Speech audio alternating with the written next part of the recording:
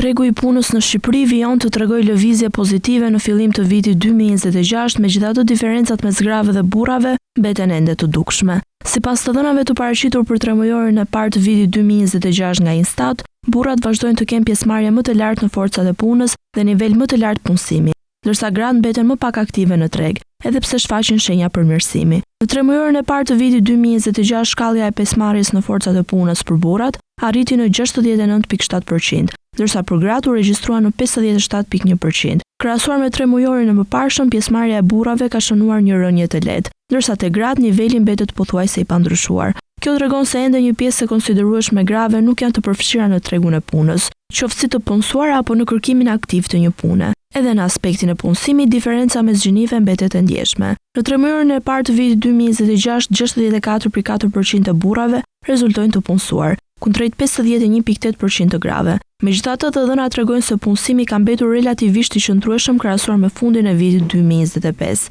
duke sinjalizuar një treg pune që po ruan ritmin edhe në muajt e parë të vitit. Nga ana tjetër, një tregues pozitiv vjen nga ulja e papunësisë. Shkalla e papunësisë për gratë zbriti në 9.2%, nga 9.4% në tremujorin paraardhës dhe 9.8% një vit më parë. Edhe për burrat papunësia mbetet në nivele më të ulta, duke qëndruar në 7.6%, pothuajse e pandryshuar krahasuar me të njëjtën periudhë të vitit të kaluar. Të dhënat sugjerojnë se tregu i punës përruan stabilitetin dhe po krijon më shumë mundësi, por hendeku gjinor vazhdon të jetë një nga sfidat kryesore. Rritja e pjesëmarrjes së grave në ekonomi mbetet një faktor i rëndësishëm jo vetëm për punësimin, por edhe për rritjen ekonomike në tërësi.